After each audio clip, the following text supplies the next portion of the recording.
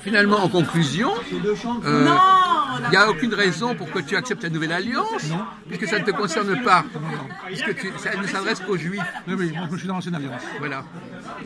C'est ça qui est amusant. Ouais. Mais il y a des chrétiens qui, eux, disent qu'ils acceptent la nouvelle alliance, mais ils n'en connaissent pas le contenu. Donc, finalement, tu vois ce que je veux dire, ils disent nouvelle alliance, et ils ont une définition de la nouvelle alliance qui est complètement fausse. C'est-à-dire, la nouvelle alliance, c'est l'alliance entre Dieu et l'humanité tout entière, par exemple, des choses comme ça. La nouvelle alliance, c'est le refus, et en plus, c'est même pas très clair, le refus du Shabbat, le refus de la circoncision. Donc, il y a un certain de choses. C'est parce que comme il y a quand même un discours comme ça chez Jésus. Il dit, il y a des choses qu'il faut. Il s'attaque à l'ancienne alliance, Jésus. Oui, moi je dirais même que la nouvelle alliance, c'est l'alliance avec le capital, que je la refuse. La nouvelle alliance, je la refuse en tant qu'alliance avec le capital. Oui. Voilà. Mais alors c'est un autre. Bon, oui. D'accord. Mais ça, c'est... Mais cette conversation est très socratique, je dirais, parce que finalement, moi je suis Socrate et je te fais prendre conscience de ce que tu as dans la tête et de tes contradictions, toi.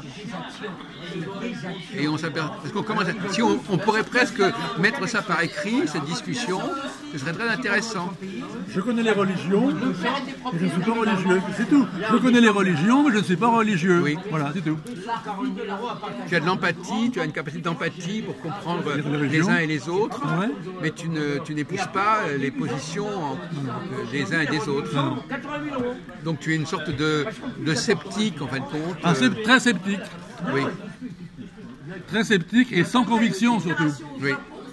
Voilà. J'ai des croyances quand même, non, je veux dire, sceptique c'est celui qui ne sait pas, c'est pas vrai, je sais un tas de choses. Oui. Donc, mais je donne dans le scepticisme. Semblerait-il, oui. Oui, non, je suis très sceptique, mais le scepticisme n'est pas l'ignorance. C'est-à-dire que tu as à la fois... Le scepticisme n'est pas l'ignorance. Non, parce que le scepticisme, ça te permet de t'intéresser d'être dans une sorte de neutralité. Une neutralité en disant, tiens, je vais étudier ceci, je vais étudier cela. Pourquoi pas? Ah non, le scepticisme, je ne suis pas neutre, je fais des choix. Mais quand on est sceptique, quelqu'un qui est sceptique, il peut très bien écouter les différents discours religieux, par curiosité, comme ça. Oui, mais je fais quand même des choix, sans conviction, mais je fais des choix, je veux dire, je ne renvoie pas dos à dos, je ne suis pas, comment dire, relativiste. Non? Non, je ne suis pas relativiste, je ne renvoie pas tout est relatif, non. Il y a des bonnes choses et des mauvaises choses. Ah. Ouais. Ah. Donc, mais même les bonnes choses, je garde une distance et un esprit critique. Oui. Et puis les mauvaises choses, je dirais comme chez Bucal philosophe, on trouve des perles dans le fumier. Bon. Oui. Mais il faut séparer le bon grain de l'ivraie. Mais un fumier, c'est un fumier quand même.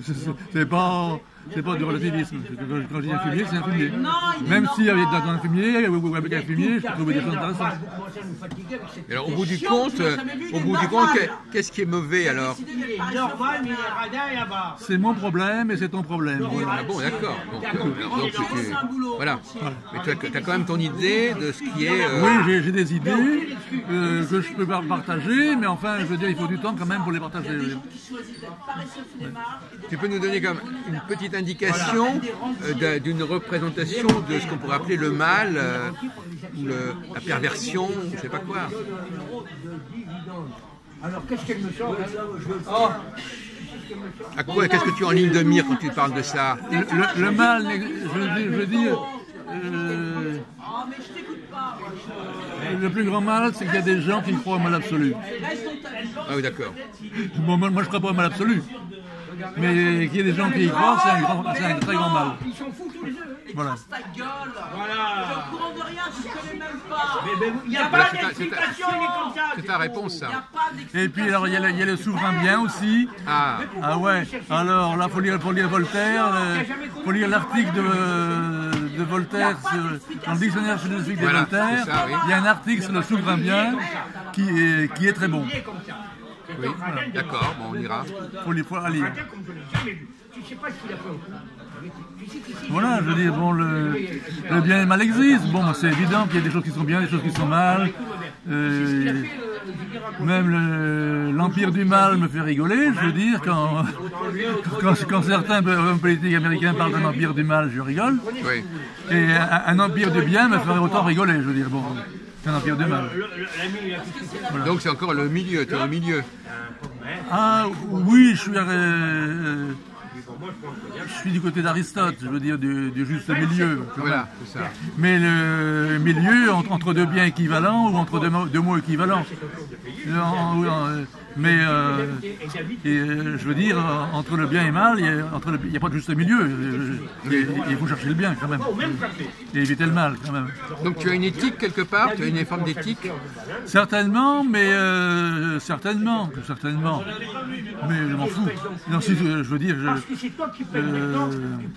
mais qu'est-ce qui, alors, la question qui se pose, parce que finalement c'est quel est le facteur qui te permet de distinguer entre le bien et le mal, parce que d'ailleurs c'est une question qu'on trouve dans la Bible. Comment est-ce que tu es capable de distinguer le bien et le mal? Quelle est ta programmation qui te permet de distinguer le bien et le mal? En vieillissant. En vieillissant, c'est tout. Oui. En me cultivant. Donc quand tu étais plus jeune, tu n'arrivais pas à le faire? Si, je le faisais aussi, mais je le fais mieux maintenant qu'étant plus jeune. Alors c'est dans ta conscience que ça se passe? Je me suis cultivé, c'est tout. Et la culture te permet de distinguer mieux le mieux et le mal. On n'a pas compris pourquoi. Ben non, mais c'est en cultivant, c'est l'expérience qui permet c'est l'expérience qui permet de mieux. Est-ce que c'est la même chose que faire le bien et le mal? Quoi? Est-ce que ça recoupe la question de éviter de faire le bien, faire le mal? Oui. Parce que le mal c'est une chose, mais faire le mal, enfin, je ne sais pas, j'essaie de comprendre dans ton discours.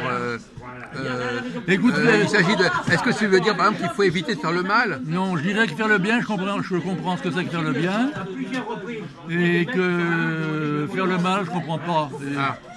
Il y a des gens dont on dit qu'ils font le mal. Bon, il y a des gens méchants, etc. Bon, mais ça, moi, ce qui m'intéresse, c'est les gens qui font le bien. Je veux dire, les gens qui font le mal. Bon. Mais comment est-ce qu'on sait comment on sait qu'ils font le bien? Eh bien, ceux qui en bénéficient le savent. Oui, quand les gens font le bien, quand les gens font le bien, les gens qui en bénéficient savent qu'ils font le bien. Ouais, c'est une réponse. Ouais. Bah oui, quand même. Donc on est capable de savoir si quelqu'un vous fait du bien ou du mal. Oui. En général, sauf exception, il y a des exceptions, il y a des gens qui n'arrivent pas à le savoir. Mais en général, on sait. En général, les gens savent. Mais il y a toujours des cas de folie où les gens ne savent pas. Je veux dire, bon. Donc finalement, on ne sait pas si on fait le bien ou le mal, mais les gens le savent. Les autres le savent. Les gens savent que tu leur fais du bien ou du mal. Et ils vous le disent. C'est ça. Ils vous le disent. C'est comme ça que tu le sais. Je vais poser une autre question un peu de la même façon, parce que ça m'amuse beaucoup. Est-ce qu'on sait quand on comprend quelque chose ou qu'on n'a pas compris? Répète, oui. Est-ce qu'on sait à quel moment on a compris quelque chose? Oui, on sait, et on sait encore mieux qu'on n'a pas compris. Non, parce que c'est toujours la même chose, ces expressions de savoir qu'on a compris ou savoir ce qui est le bien et le mal, c'est extrêmement problématique. Hein. Quelqu'un va dire j'ai compris. Qu'est-ce qui lui prouve qu'il a compris? Qu'est-ce qui lui prouve que ce qui, par exemple, que quelque chose qu'il ingurgite est bon? Qu'est-ce qui lui prouve que ce qu'il fait est bon pour lui ou pas bon pour lui? Parce qu'il y a aussi ça. Est-ce que je me fais du bien ou du mal? Est-ce que je fais du bien ou du mal à l'autre? Est-ce que j'ai compris ou est-ce que j'ai pas compris? Tout ça, ça me paraît des évidences. Mais non, pour savoir si les gens ont compris ou n'ont pas compris, on leur fait passer des examens, c'est tout. C'est pour ça des examens. Oui, c'est pour ça que par exemple quand je dis, par exemple, je fais lire un texte à quelqu'un, par exemple j'ai fait lire un texte à Laurent tout à l'heure sur Jérémie, je lui ai dit qu'est-ce que tu as compris? Il n'a pas compris, il ne sait pas, il n'a pas pu capter ce qu'il y avait d'intéressant dans ce texte. Donc voilà, mais quand même, là, c'est des sujets extrêmement importants et sur lesquels on ne peut pas. Alors toi, tu es dans une sorte d'évidence.